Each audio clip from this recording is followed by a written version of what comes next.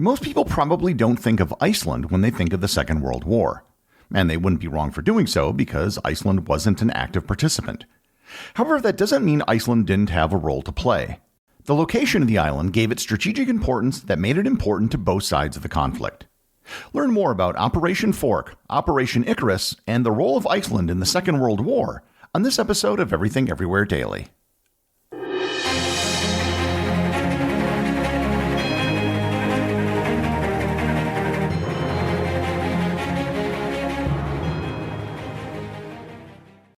This episode is sponsored by Inside Tracker.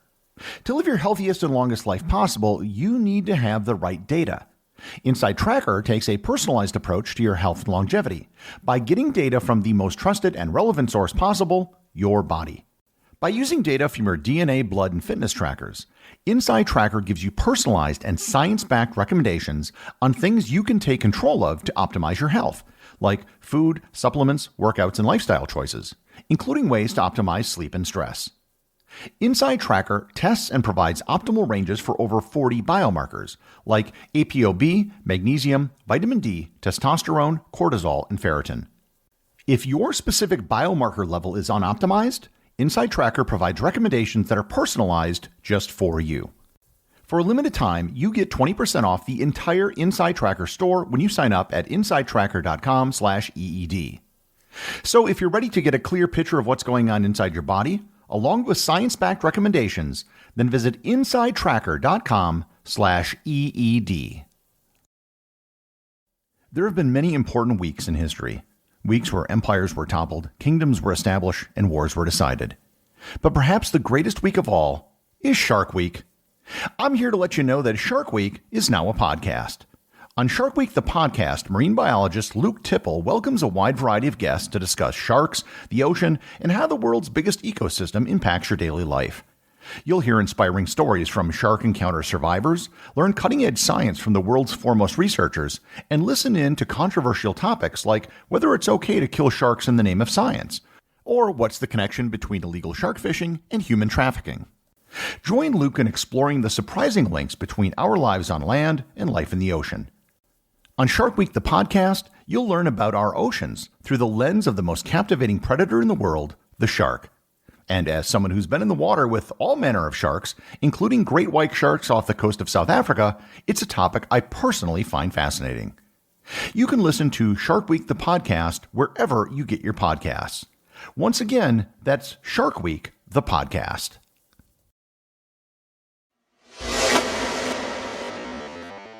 Before we get into exactly how Iceland factored into the Second World War, it's necessary to understand exactly what Iceland's political status was prior to the start of the war, and why any of the parties in the war would have cared about Iceland at all. Iceland entered the 20th century as a possession of the Kingdom of Denmark, along with Greenland and the Faroe Islands. After remaining neutral in the First World War as a result of Denmark's neutrality, they were granted semi-independence in 1918. They were given autonomy regarding all domestic matters, but the King of Denmark was still the Icelandic head of state, and Denmark was responsible for all foreign affairs. The agreement with Denmark allowed for it to be revisited in the future, but by 1928, all the political parties in Iceland concurred that they should seek full independence. One of the first things the newly independent Iceland did after 1918 was to declare itself a neutral country, which made sense as Iceland had a very small population and no real army to speak of. Unfortunately, as Belgium figured out the hard way, twice, neutrality didn't really mean anything if another country really wanted your territory. As the Second World War began, Britain found itself heavily dependent on shipping from North America.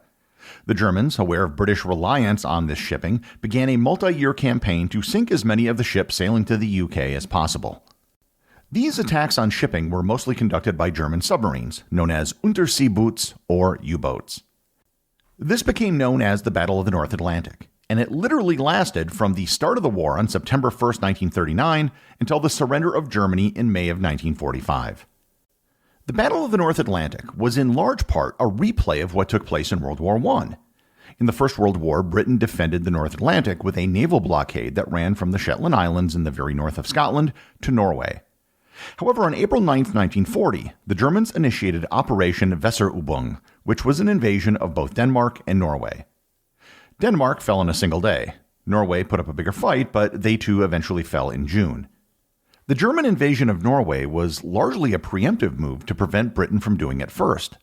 The Britain and French had been openly discussing occupying northern Norway and Sweden to cut off supplies of iron ore to Germany. The joint British-French operation known as Plan R4 was supposed to be launched in April of 1940, but was never executed due to the German invasion of Norway. With Germany occupying Denmark and Norway, it put Britain in a tough position. The Germans now had a foothold in the North Atlantic, which made it easier for them to attack British shipping. This means that they couldn't use the Shetlands-Norway line to stop the German Navy from entering the North Sea. They would now have to use the much longer and much more difficult to defend Greenland-Iceland-Shetland line. Iceland suddenly became extremely important.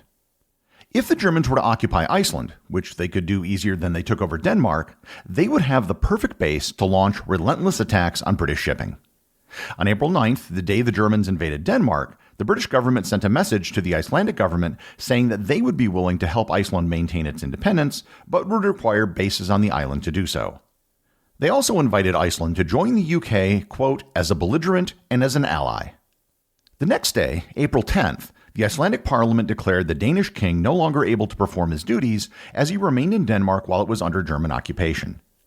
They also rejected the British offer, choosing to remain neutral. Things were moving quite fast, and the British didn't want to be one-upped by the Germans like they were in Norway. On April 11th, the British announced Operation Valentine, which was the occupation of the Faroe Islands. The Faroe Islands are located approximately halfway between Scotland and Ireland. Operation Valentine wasn't a military operation so much as it was a diplomatic one, with the Danish prefect of the Faroes negotiating terms with the British. The British agreed not to interfere with any local decision-making and to leave when the war was over. This left Iceland. By early May, the British Admiralty had determined that having bases in Iceland was a necessity if they were to protect North Atlantic shipping. The first option available to the British was to continue negotiations with Iceland. The risk was that there was no guarantee as to the outcome or how long it would take. And if the Germans were to find out that they were negotiating, they could just strike first and waltz in because Iceland had no defenses. The other option was to just occupy Iceland and ask for forgiveness rather than permission. The British went with option number 2. They immediately threw together a plan for the occupation of Iceland known as Operation Fork. When I say Operation Fork was thrown together, I really mean it. They had little to no intelligence, and they didn't even have a single person fluent in Icelandic. They didn't know if they would be welcome or if there would be resistance.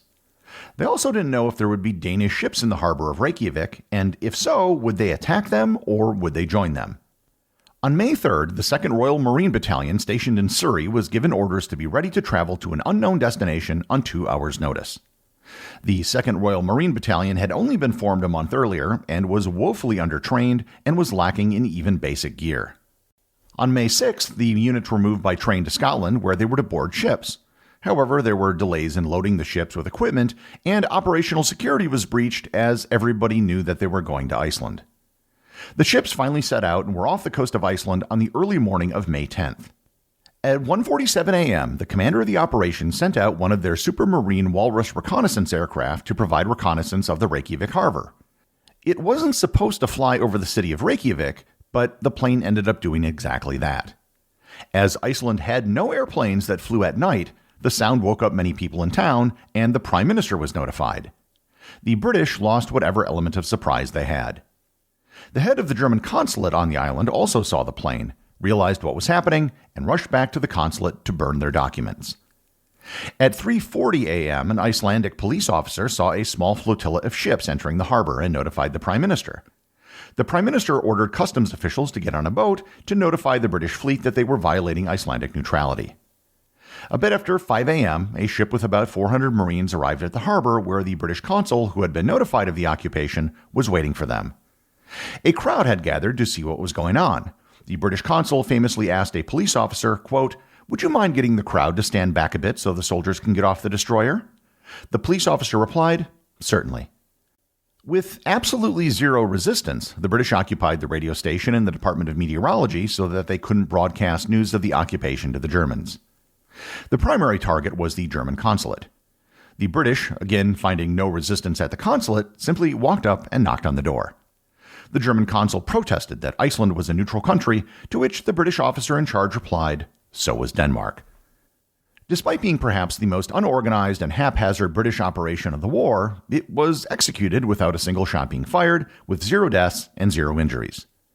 The Icelandic government filed a formal protest about the flagrant violation of its sovereignty. The British ended up agreeing to several terms regarding the occupation. Iceland would be compensated for any damage, the British would not interfere in any domestic affairs, Iceland would be given favorable trade terms with Britain, and all forces would leave the country at the end of the war. The people in Iceland were divided about the occupation. Some viewed it as a violation of their independence and neutrality. Others saw it as protecting them from the fate which befell Denmark and Norway. It turned out that both parties were correct. It was a violation of Iceland's independence and neutrality. There's really no way to put it nicely. If you show up unannounced with warships and soldiers, that's an invasion. However, it turned out that the Germans were thinking of an invasion of Iceland. The German plan was known as Operation Ikarus. The idea for the German invasion of Iceland dates back to 1929 by a German war theorist by the name of Wolfgang Wegener. In reviewing the First World War, he realized that if Germany had taken Norway, it would have forced the UK to a more difficult Shetland, Iceland, Greenland defensive line. In order to break that line, he argued, Germany would have to have taken either the Faroe Islands or the Shetlands, which he said was impossible during the First World War. After the Second World War began in 1939, Hitler was already thinking about Iceland, using it as a base in the North Atlantic. The idea was taken more seriously after the British occupation of Iceland and the fall of Norway in June of 1940. Hitler ordered a plan to be drawn up for the invasion of Iceland, which became Operation Ikarus. The plan called for 2 passenger ships to travel to Norway to Iceland because of their speed. However, they were incapable of carrying the necessary heavy equipment. The total invasion would have involved 5,000 ground units plus a small fleet of ships for protection. Ultimately, however, neither the Kriegsmarine nor the Luftwaffe supported the plan. The Luftwaffe felt that they couldn't support the invasion without landing strips in Iceland, which didn't yet exist. The Navy felt it would be impossible to supply and reinforce Iceland against the British Navy, even if the initial landing was successful. After a June 20th meeting with Admiral Erich Raeder, head of the German Navy, the plans were scrapped. The British occupation of Iceland technically didn't last very long. Less than a month after the occupation began, they asked the Canadians to relieve them and garrison the island. And eventually, even the Canadian troops were needed somewhere else. So on June 16, 1941, the then-neutral United States agreed to garrison the island, with American troops arriving in August. The American occupation of Iceland, which most Americans have no idea even took place, led to many radical changes to the island, mostly in the form of infrastructure. The Americans built a network of roads, hospitals, harbors, and airfields, the most important of which was the Naval Air Station Keflavik outside of Reykjavik. Naval Air Station Keflavik became the basis for the modern Keflavik International Airport. The occupation also led to major social changes. Iceland was a very small and isolated country. The biggest concern most locals had, by a wide margin, was fraternization between soldiers and local women. An estimated 255 children were born from liaisons between Allied men and Icelandic women, and 332 Icelandic women were married to Allied soldiers. Iceland still uses patronymic naming, so someone's last name would be the name of the father followed by son or daughter. Many of the names given to the children of soldiers was Hansson, which simply means his son in Icelandic. It's usually given when the father is unknown. In 1944, Iceland officially became a republic. After the war in 1946, they signed the Keflavik Agreement with the United States, which stipulated that the Keflavik airport would be turned over and the United States would remove all troops within 6 months. Iceland eventually realized the strategic reality of its island and joined NATO as one of its founding members in 1949. They figured it was better to work with the Allies than to have events outside of their control again. The last American troops left Iceland in 2006. 60 years after the Keflavik Agreement was signed. The occupation of Iceland remains a contentious subject on the island to this day. Some Icelanders view it primarily as a violation of their sovereignty. Others see the war as the event which brought Iceland into the modern world. Some people in Iceland have called it the Blessad Stríðið, or the Blessed War, as it created jobs, boosted the economy, and overhauled the nation's infrastructure. And again, both sides are technically right. Iceland did have its sovereignty violated by the Allies. That really can't be denied. However, as a result of the occupation, Iceland was given the infrastructure and trading rights to improve its economy and become a modern country.